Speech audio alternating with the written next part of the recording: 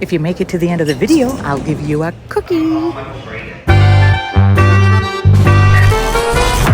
Good morning, humans. XZanthia here, and Noah and I, he's very bored right now, we're on our way to Germany, and there's children.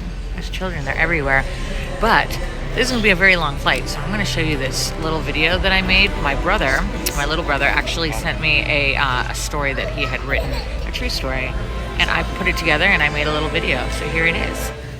Just submitted this for a work thing. When I was 7 years old, my life nearly ended in a split second.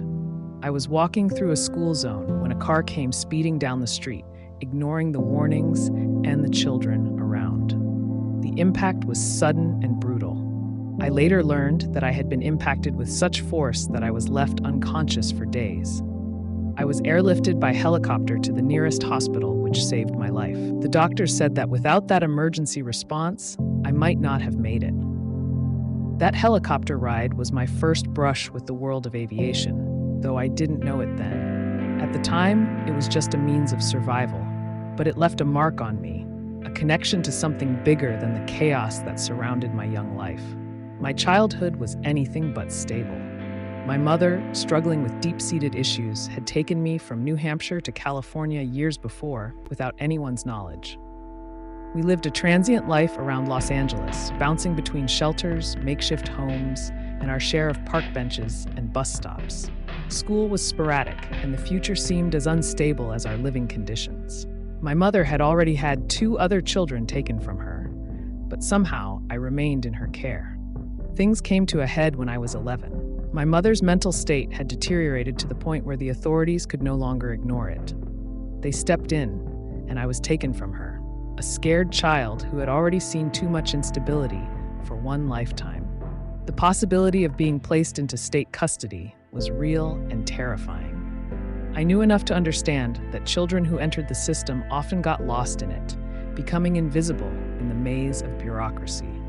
But then, something miraculous happened. My father, who had been out of my life for years, found out where I was. He had been searching for me, and when he learned of my situation, he acted quickly. He contacted the authorities and arranged for me to be flown back to New Hampshire. I was sent on the next flight as an unaccompanied minor with nothing but the clothes on my back, leaving behind the uncertainty of my life to that point for a chance at something better. I remember the flight clearly, the feeling of leaving everything behind and the hope that this journey would finally bring some stability. It was the second time I owed my life to a flight. First, the helicopter that saved me after the accident, and now this plane that was taking me to safety, to a father who wanted to be part of my life. When I landed, my father and soon-to-be stepmother were there, waiting for me. For the first time in years, I felt safe. He welcomed me into his home, providing the stability and care that had been missing for so long. The fear of being lost in the foster system evaporated as I began to build a new life with him, far from the chaos I had grown up in. The experience of those 2 flights stayed with me as I grew older. They were more than just means of transportation. They were lifelines that connected me to a future I might never have had otherwise. My interest in aviation and aerospace began to take shape as I thought more about how these machines had been instrumental in my survival and my escape. This passion eventually led me to join the U.S. Air Force, where I served for 8 years. My time in the military deepened my connection to aviation, and when I left, I continued my journey by working at Boeing, where I've been for the last 12 years. Every day, I am reminded of the critical role that aviation played in my life and the lives of others around the globe.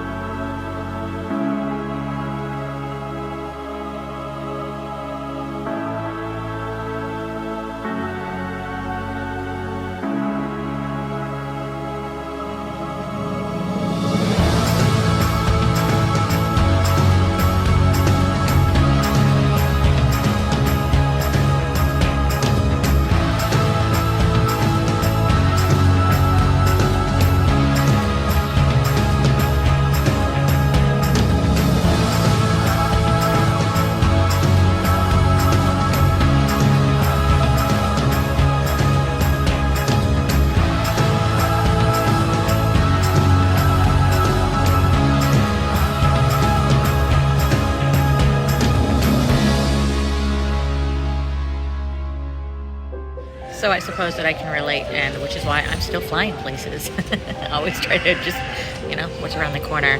But actually, my little brother, John, the last videos that I posted were like 2 months ago. We actually went on a trip, and you should check those out as well. Okay, we're about ready to get on the plane. In a world where a woman seeks the meaning of everything through travel, it's all here, right before your eyes. Welcome to XZanthia's Adventures. This is my inner voice telling you I'm going to use this 8-hour flight to tell you a little about what has gone on in the last 5 months. Here is the update. My inner voice is a man for some reason. What?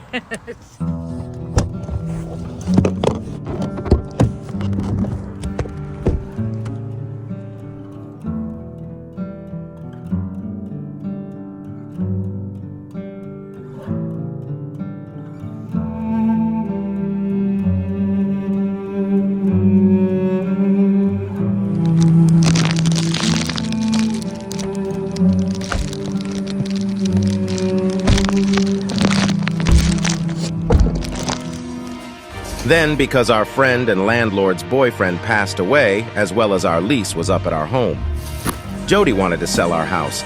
So my boyfriends PJ, Noah, and I packed up to move back to Mayaca City, Florida. Our roommate Rubber Toes moved back to his old place, and PJ's little brother Manny moved in with his father in Arizona.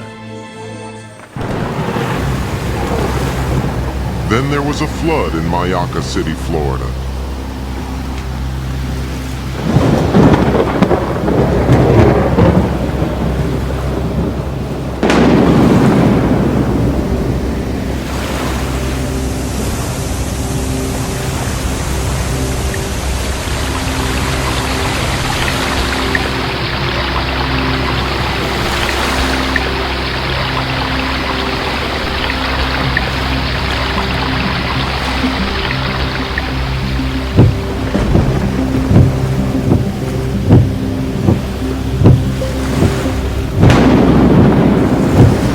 It is very humbling when you are going through what you think is a crisis, and one of your friends from the Philippines texts you pictures outside her bedroom window. Unfortunately, this is a regular experience for her. You can check her out on Instagram, and anything you could donate would help. Meanwhile, I was getting ready for my solo art show in Orlando.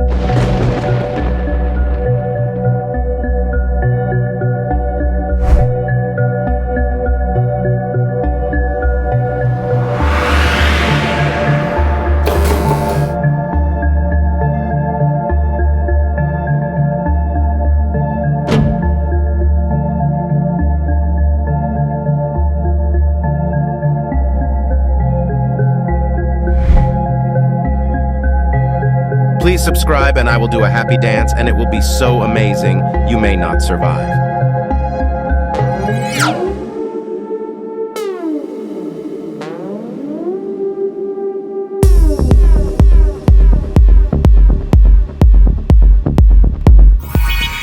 Feeling cute, ATL. May murder someone later. IDK. Then I found a bug. Yes, I know it is a cicada. Ha ha ha ha ha ha.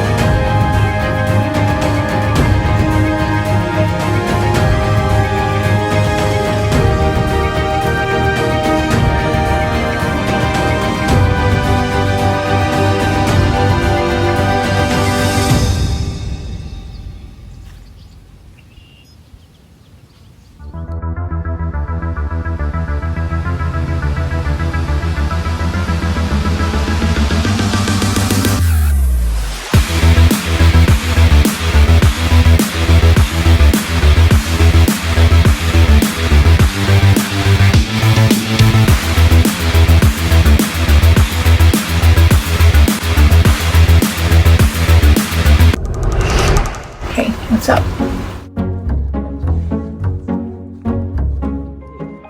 Then, my best friend since age 11, Vicky Stuck, got married. A beautiful Gothic wedding at the Spook-Easy in Tampa, Florida. Vicky and Alan are getting married. One of the only marriages that I actually approve of because they're both equally strange in the same way. I love you guys. We love you.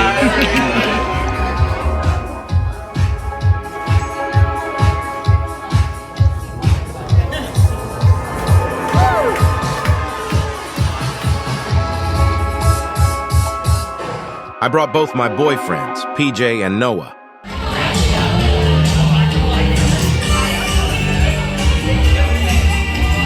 That's good. What happened, Vicky? I don't know. Did you get all tied up? I got stuck.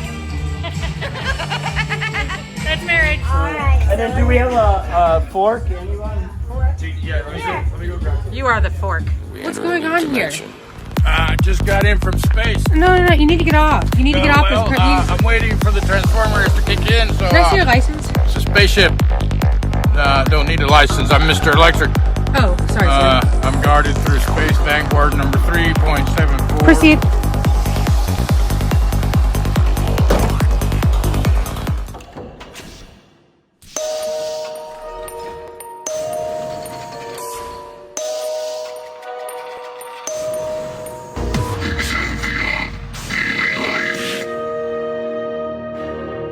Office stadium board on our funny struct Airbus A330-900 new aircraft. Thank you for attention and have fun.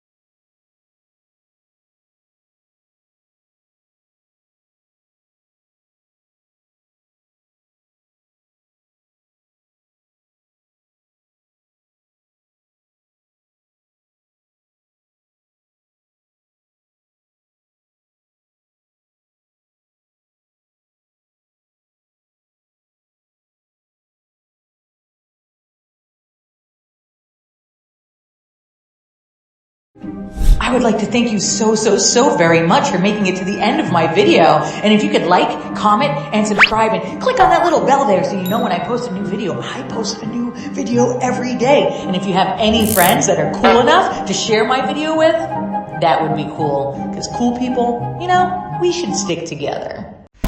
I still have yet to get enough views on my YouTube to monetize, so I greatly appreciate those of you who are able to subscribe to my Patreon. Because if it wasn't for you, these videos would not be possible.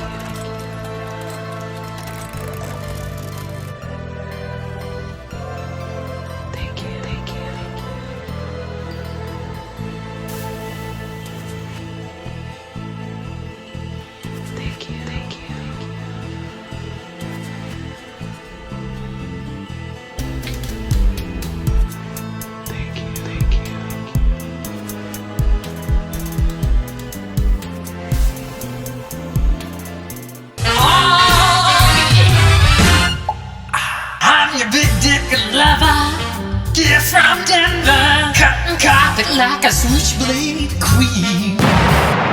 Okay, now I'm gonna put my shoes on.